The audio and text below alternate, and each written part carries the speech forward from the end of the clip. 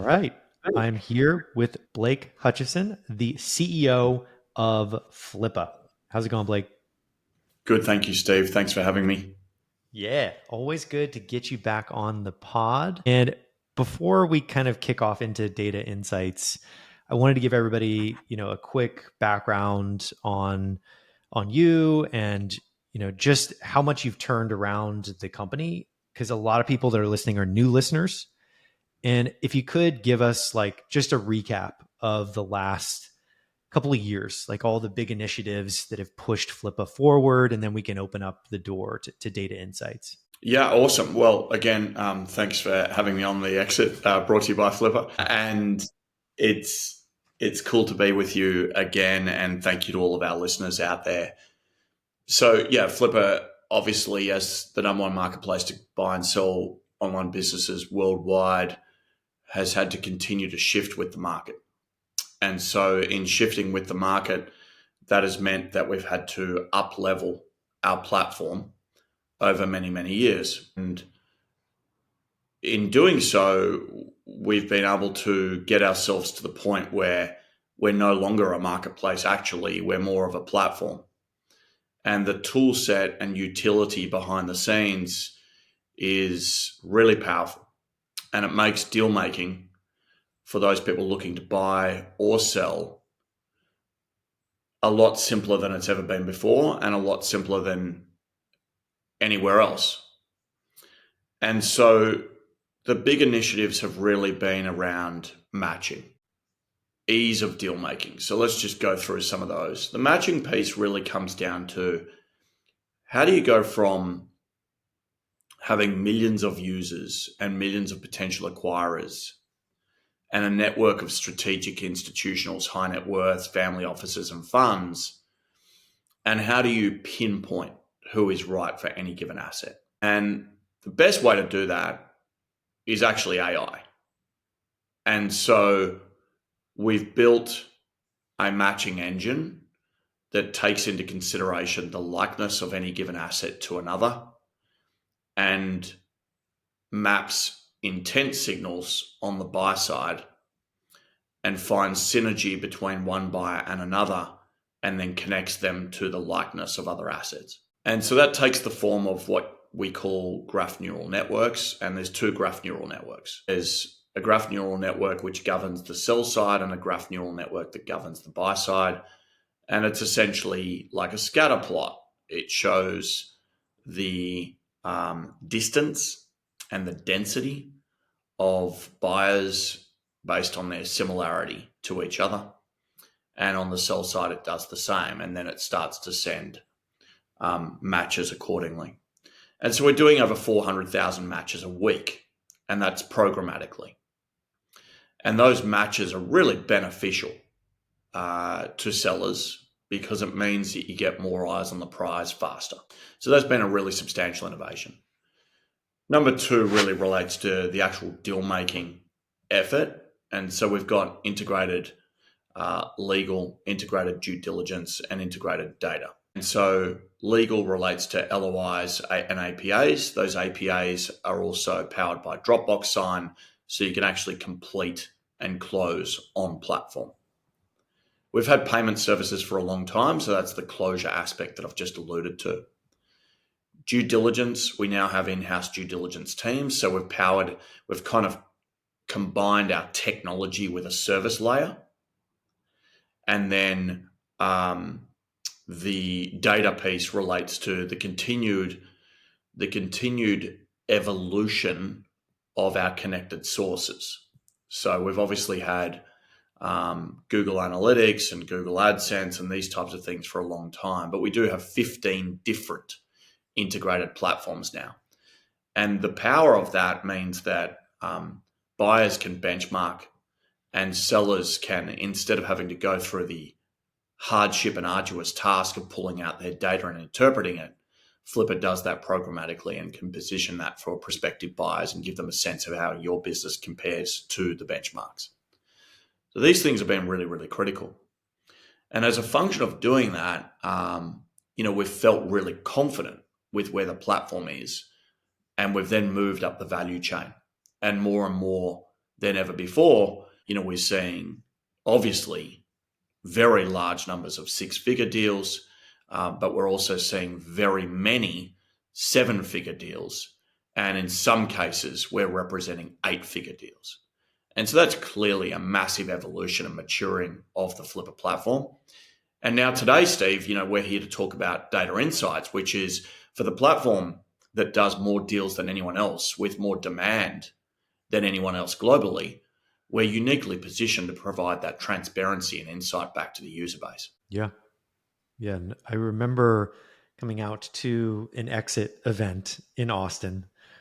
And that was the first time that I realized that in person that this was an ecosystem. Like literally you had people running spreadsheets, doing all these things that PE firms had been doing for a very long time, but they're doing it themselves on their couch. And I think it was such an eye opener for me meeting buyers that were doing these calculations on their own. And now with all the integrations with SEM Rush and Google Analytics, Stripe, and all these things that roll it all up, it's just a really beautiful example of how you can streamline a buyer and a seller. And there's been so many cool updates that you've done over the last 6-7 years. I mean, it's been a really impressive run at improving not only the platform but the emails. I'm a big email buff, and seeing those daily emails is pretty great. So, data insights. Let's dig into that. What is it, and what's the intent there? Yeah. So, first and foremost, we've always sat on these insights and we've used them for our own purposes. We've obviously worked with our data science team and our BA team to understand how the marketplace is performing, get some sense of where buyers want to go, what categories they're interested in, and obviously read the sales data to get a sense of multiples, both revenue and profit. So that's been really powerful for us. But our view is that the entire ecosystem and industry can benefit from transparency because, to be candid, there's a lot of bit players in this industry. And as a function of that, you have different messages being spread. You have different views as to what buyers are interested in, what buyers will pay, how long it takes to sell. And we're looking to give people a candid view, an always-on view, a live view, a time-based view, so that people can understand where the industry's at. And so what all of that means is that you have this insights product, and it breaks down kind of a few things. The first one is the obvious one and the most exciting one. So trading multiples. So we facilitate more online business sales than anyone else. So we've kind of made it our responsibility to address some of the misinformation in the market. And our data insights will track sales multiples across various categories, providing people with a really, really accurate picture of market trends. And you can obviously do that by price point, but you can also do that by category or monetization type. So e-commerce, SaaS, app, content site.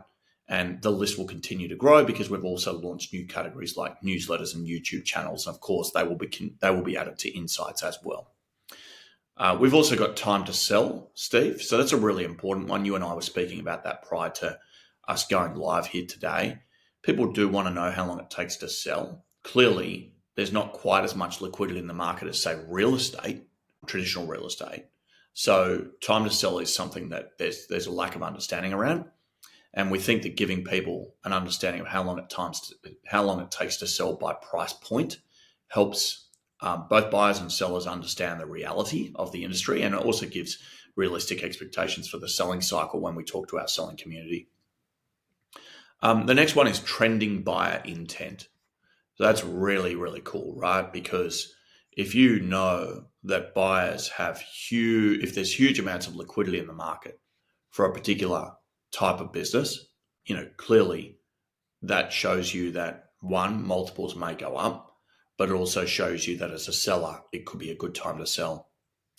And then a fun one is simply buyer liquidity. So how many buyers live on the Flippa platform by market? So how many buyers live in the US, and what is their buying power? So what is their liquidity? What is the liquidity available on the marketplace? So we can break these down one by one in this session today because it's really quite enlightening.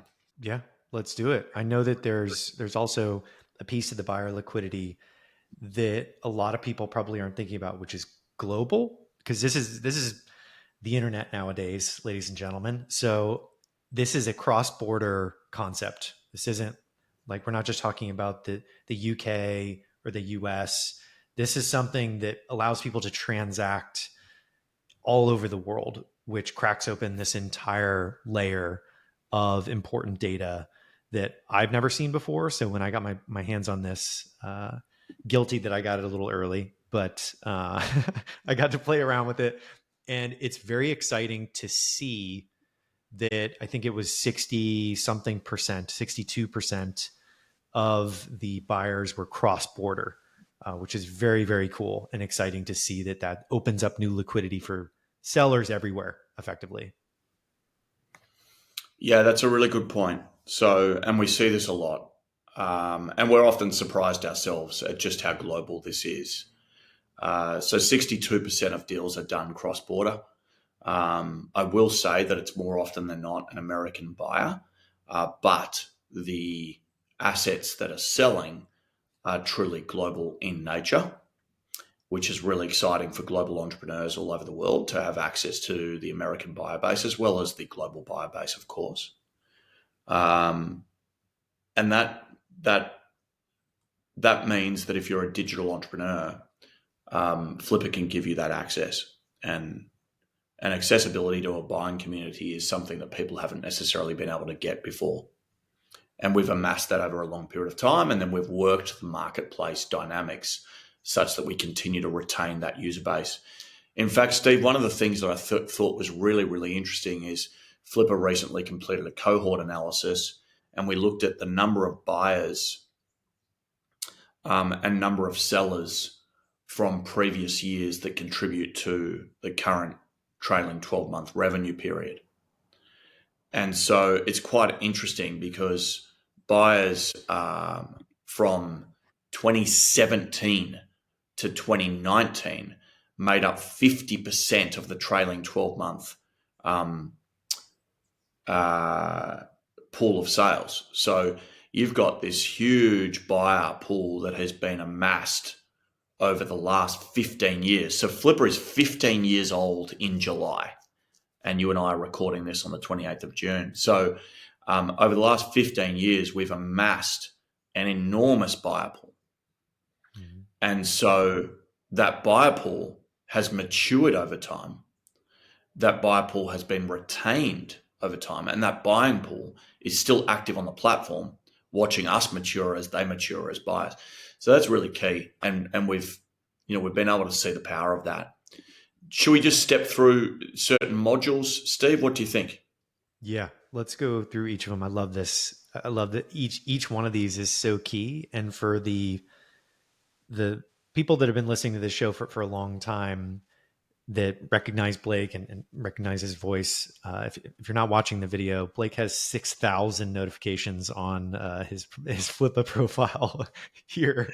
He's easily the most popular person on the platform. A subtle detail to the screen share going on right now, but yeah, That's a good we've done point. these deep dives. We've done these deep dives each year over the last, I think, 3 years, and it's exciting to see this take life because it was static before. And Blake would come on, we'd talk about the search terms, all the different kind of multiples and things like that each year. But seeing this live is so fun, and it's nerdy exciting for me to witness that this is now productized. Is so empowering to sellers out there. And I don't mean to just consistently say how exciting it is, but as someone who's been on both sides of this equation, this is like a game changer in terms of what's available to people out there. So I wanted to preface it with that, but let's unpack each one of these kind of similarly to how we've done it over the last couple of years. Yeah, perfect. So the first one we'll have a look at is search intent. So Flippa is a search engine, um, analogous to Google, obviously, clearly for a specific utility versus the versus for everything. So we do amass huge amounts of search data, and we can now interpret that, and we've made this live for everyone. So just for everyone's benefit, I'm looking at flippa.com/data hyphen insights.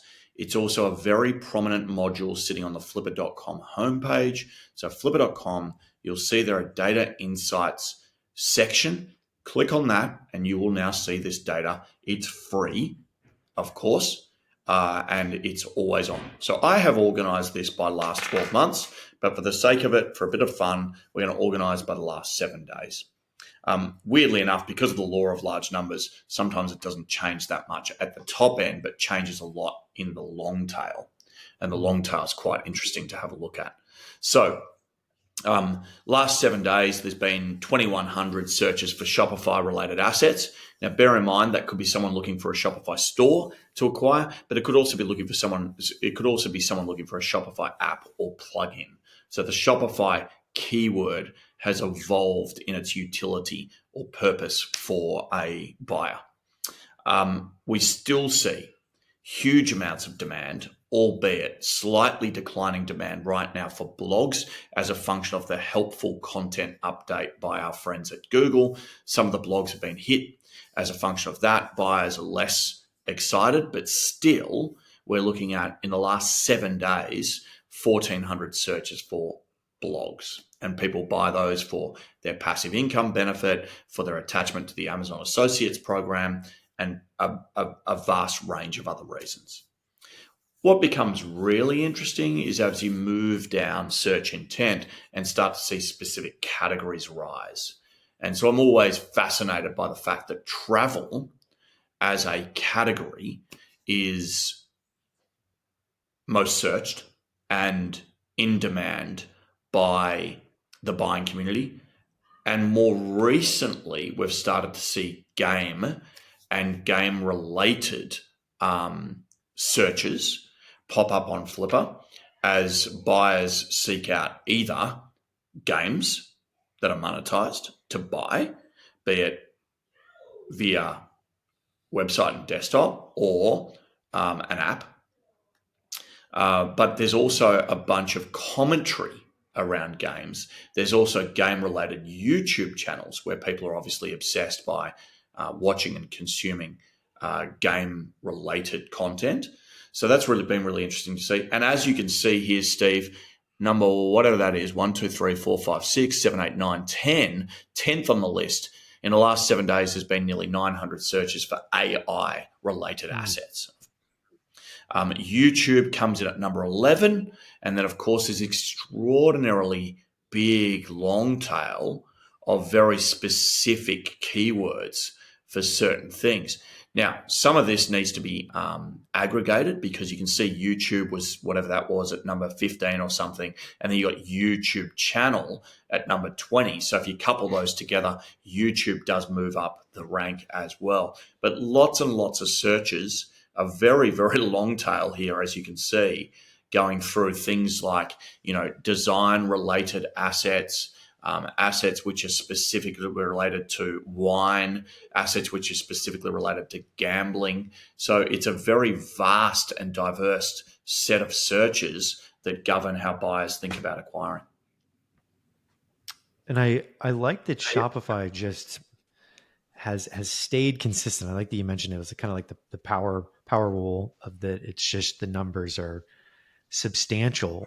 And I remember it being similar over the last year or so when we dug into the reports. And it's so interesting to me that this is still that strong of a search intent around e-commerce. Yeah. Really, really interesting. Let's go into the next module here, which is kind of trending search terms. And it just gives you some sense of kind of what's flying right now for whatever reason. And so if I look at, say, the last 30 days for trending search terms, you can see here that AI is up 300%. Really, really cool. Website for sale as a search term is up 225%. Interestingly enough, Etsy stores up 243%. So this is a microscope on certain search terms that are part of the broader search long tail that we looked at before. And it's just a bit of fun to see what people are actually looking for on the site on a 7-day, 30-day, and we also do this on a 3-monthly basis. Of course, live data pulled straight out of the Flippa platform. Okay, now here's the money shot, Steve. So profit and revenue multiples. Okay, profit and revenue multiples broken down by 2021 half, 2022 half one and half two, 2023 half one and half two, and of course, we will obviously be shortly releasing 2024 half one. You can break this down by all sites, all categories, all digital assets, all business models. You can also segment it by certain categories or monetization types. In this case, I've just selected content for Steve's purposes. I can also then look at revenue multiple and profit multiple. So at the moment, I'm looking at profit multiple. And just so everyone knows, these are downloadable. So for whatever reason you wanted to interpret the data a little bit, you could download by CSV, Excel. You can also take PDFs and PNG, etc., and use to send around to a business partner or an accountant or whoever else you might like. Even use it to negotiate with a buyer or a seller, for that matter. You can, of course, share far and wide. Steve, bit of fun here because obviously people are thinking about how this particular industry matches the broader lower and lower middle market M&A. And, for the most part, we're dealing with, assets which are sub $10 million in enterprise value. For assets sub $10 million in enterprise value, they typically are still quite undervalued. They typically don't trade at the multiples you see in the public markets, so people have to be careful in pegging themselves against that index. But this gives you some sense of real live data. And you can see here that content assets, top quality content assets, are trading for half to 2023 up to 5 times. And the average, which of course is always substantially skewed by both the lower decile and the top decile, or lower 10% and the top 10%, is down to just sub 3 times profit multiple. So use this because it does give you a really, really honest and clear sense of the multiples for the different monetization types. Yeah, I love that you mentioned the private market and public market. And for everybody listening to this, entrepreneurs out there, when VCs and investors are looking to make investments, they want to know that there's an IPO or an exit strategy of some kind in the future. And when IPOs happen for SaaS, for example, like Klaviyo or some of these big IPOs happen, money starts flowing in a sense where people say like, okay, there is a multiple out there that we know and we can kind of benchmark to for companies at these series and these stages of their life cycle. And this is a great example of how what Blake mentioned, 10 million and below, is where this comes in like a clutch move for earlier stage and even mid stage companies who need something to benchmark to. Like, I'm not going to benchmark to a company that just IPO'd, for hundreds of millions of dollars as a startup, right? So, or a small business in general. And I think that that's so important to have something to back yourself up, and providing this to people, for everybody out there that's new and thinking about selling and things like that. This is invaluable to that process, is what I'm trying to convey, Yeah. because going to a public market to get your number of multiple is just irrelevant as a small company. And this is so much closer to those numbers. It's just, I'd be very interested to see what type of investors like VCs and things like that are monitoring this in terms of fundraising rounds and all of that. Yeah, I mean, we certainly have a very large number of institutional buyers and obviously investors on the platform, albeit we don't do capital raising. And they certainly, in the commentary, which we do analyze on the platform, we've got millions upon millions of discussions on the platform that we can anonymize and interpret. And certainly the institutional buyers are doing a lot of educating because, as you just said, this ecosystem is different to the ecosystem that is governing a fast growth tech asset or governing a tech asset which is operating at very, very substantial scale where there is liquidity in the public markets. So they're just different. And people need to acknowledge that, but the multiples are there. They're honest, they're transparent, they're there for you to see how they shift over time. And as I said, you can sort that by profit and revenue multiple. Revenue multiple, obviously, more suitable for something like a SaaS asset, but that's all broken down here. As we move right along, one of the things that we get the question around a lot, Steve, is from international sellers, international business owners and entrepreneurs. And what they ask, Steve, is, okay, well, I'm an Australian based business owner and Flippa has an enormous US buyer base. But do you have a buyer for me? So the listeners to the Exit podcast are predominantly American. The buying base on Flippa is predominantly American. But the reality is we have an enormous community outside America, and therefore it is a satisfactory marketplace to trade if you are an international entrepreneur. One, not only do the Americans have an interest in your asset, but two, there is buyers in each of the markets that are relevant to customers or entrepreneurs from those markets. So let's just have a play. We've got a spinning globe here. For those of you who don't know what I'm doing, I'm literally on the Flippa Data Insights page. I'm spinning the globe, and I'm just going to have a look at for the fun of it, we will have a look at, let's just have a look at Canada here. So I'm going to zoom in now. I'm going to zoom into the globe, and I can see that in Canada, Flippa has 16,539 active buyers.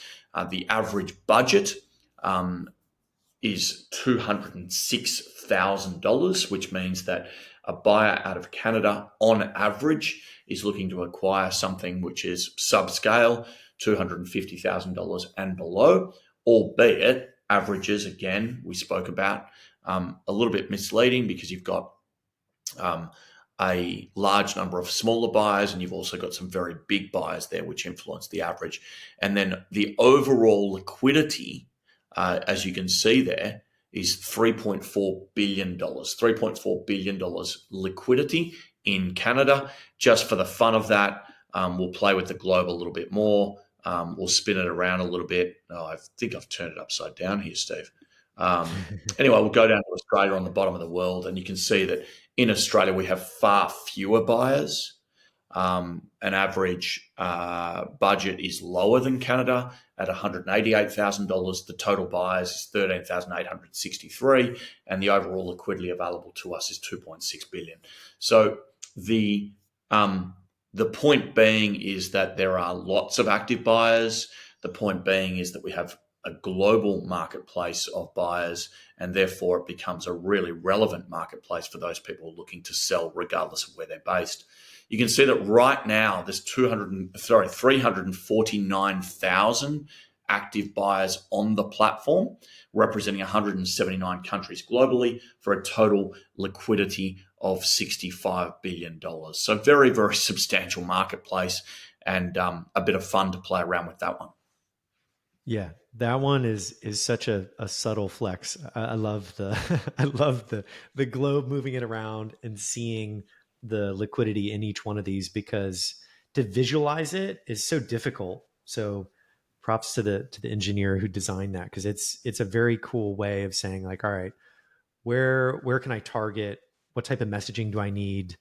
And what type of position do I need to take if I'm selling to a US buyer and I'm based in Canada or something like that? I think it's so unique to crack this open on a global scale, and it is, it's exciting to see it play out, because I didn't know how many people were based in the US specifically, and that liquidity in the US versus other countries before. Was that on the previous reports, or was it it wasn't laid out, of course, like that, but I just don't remember if it was laid out on the previous ones. Yeah, it wouldn't have been, Steve. So that's a good pickup, and certainly we have a very, very large footprint in the US and not as big elsewhere. But part of that is just law of large numbers as well. The US is obviously big, it's a mature digital ecosystem. People have been buying and selling, and of course, investing in digital and online businesses, frankly, for a lot longer than others as a function of the valley and the successful startup ecosystem you have there. Then you've got this groundswell and almost network effect happening where other people get in, but get in at lower levels. And so I think the US has been dominant for a very long time, and so Flippa's dominant in the US as well. But this shows you the global nature of the platform for sure. Cool. Very cool. All right, time to match.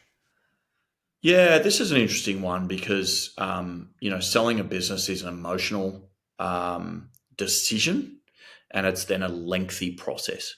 And so, if you combine the emotion with the time, it does create for some friction. And we wanted to bring that friction to the forefront to educate people up front and make sure that they understand what they're going into. And so, what we've done is break down time to match. So, I'll just define this first and foremost. So, this is the time to find the ultimate buyer. It's not the time to collect the cash, it's the time that it takes to find the buyer that ends up buying. And then, of course, there's due diligence and an asset purchase agreement, in some cases, an earn-out and structure and all these types of things. So, time to match is simply the time it takes to find the buyer. Now, you can see here that I've sorted by $1 million plus sales. But of course, it's very transparent. There's data insights here. You can do that for 100 to 150, 150 to 200. It's it's broken down so that you can pinpoint your asset and get a feel for how long it takes. But for the sake of it, I've broken it down by $1 million plus sales. And so you can see here that the maximum time it has taken us to trade $1 million sale is 153 days, right? And that's really, really important because people need to understand that in some cases, it can take 6 months to sell a business, and people need to be cognizant of that. And that's simply because certainly above $1 million, you are talking about someone who, one, has that capital or can access it. Two, is a strategic fit for that asset. When you get over $1 million, you're talking about strategic fit, and sometimes that can take longer than less expensive assets. So the median is 28 days. So clearly, we have moved some assets very quickly, and crazily, we have seen deals done in very, very short period of time. 10 days, we've seen $1 million deal done, where it was just a match made in heaven. The seller listed, the buyer wanted it. They were able to get a deal done. They happened to know each other prior, so there was a relationship that was intact there. And so, you do have some very, very quick deals done on the Flippa platform, but this gives some people a true story of how long it actually takes. Very cool. Very cool. I like that. In order to just find the dream buyer and letting people managing expectations is so big for both sides. And I think especially you mentioned emotions. When you bring data into it, it can help, remove the emotion from the whole process, I think, or not all of the emotion, but some of it to help alleviate and move that, like you called it, friction. I think that's a good name for it because people are working on something for a long time and they want to know, like, all right, this is my expectation, and then this data can actually just manage that expectation without a person having to describe it or tell it. It's just here, just to view, and there's not another person on the other side saying, hey, we need to pull things back and manage things a little bit better. So I like that you have the time to meet and your match, and then also the time to go through the actual transaction here right after this. Yep. So this is time to cash in your bank account, which is a really important milestone as part of the M&A process. So we try to separate the two. so that people understand that you'll meet your preferred buyer, and then there's a process you need to undertake to obviously get the deal done, and ensure that you collect. And the reason that's really important as well, Steve, is that once you've found that preferred buyer, it's actually the most important time to run your business really well. And so some people will take their foot off the gas, and some people will get distracted by the high probability of receiving a check. And so that's actually a really important time to concentrate on your business fundamentals and ensure that it performs in the way that buyer expects it. Because if you don't want to fall over in due diligence, you don't want to fall over at the finish line if your business starts to contract. So, time to sell, a little bit different for this purpose. As I said, looking at time to collect cash, I'm looking at the $250,000 to $500,000 cohort just to show different data. But again, you can, of course, look at this by different price points. And in this particular case, again, $250,000 to $500,000. In some cases, it can take a very long time. This, of course, is the entire period to sell, so it does include the time to match and also the period of time it takes to collect your cash. So the maximum has been 197 days. But of course, the lower quartile is 24 days. Median, 55 days. Lower quartile, as I said, 24 days. So again, play around with this. And it's all there to interpret. Again, you can still download this, download it by CSV or Excel and play with the data and interpret the data for your own benefit. Now, one of the things I wanted to point out was that as we think about buyer liquidity and we think about helping people speed up the time it takes to get a deal done, we are literally days away from launching our buyer directory, a searchable buyer directory.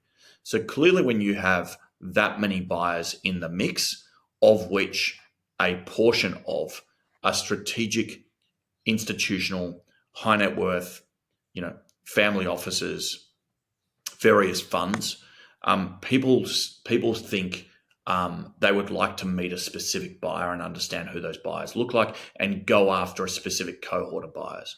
And so we're about to open up the platform in such a way that you will be able to search, shortlist, and pitch Flippa's buyers directly. And that will open up a whole heap of new opportunities for buyers to expose their mandates and have people search those mandates. So what that means is that if you're a private equity buyer looking for something like athletics, an athletics SaaS business, or maybe you're looking for a specific type of category like games, and you're looking for iOS apps that are specialist game developers, you will be able to publish that mandate. You'll be able to have that mandate seen. And then alongside these insights, you'll be able to pinpoint the buyers within those insights. Very cool. Very cool. I like opening it up to increase the amount of throughput, basically. I think is a brilliant play on this, because there's so much data flowing here. We have hundreds of thousands of interactions taking place that opening it up further is just going to quadruple that number. Like it's just going to increase the amount of going back and forth, which I think is such an important piece. And that was one of the initial things many years ago when you and I first were talking about Flippa, was the direct peer-to-peer concept and how powerful that is. And I like that you guys have, like, really the engineering team has just crushed it with visualizing all of this, making it easy to understand. And it's just impressive overall. I'm stoked to be using it, and getting more data and more buyer visibility is so key. And the mandates isn't something I've ever really seen, other than like maybe a LinkedIn post or something of people saying like, hey, I'm looking to acquire like e-commerce companies and roll them up.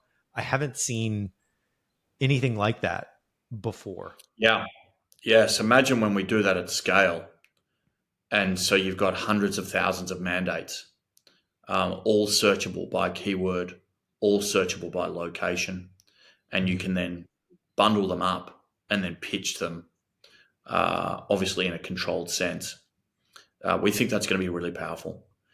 The other For thing sure. I should say to people out there looking at Flippa's data insights is that it's obviously going to evolve.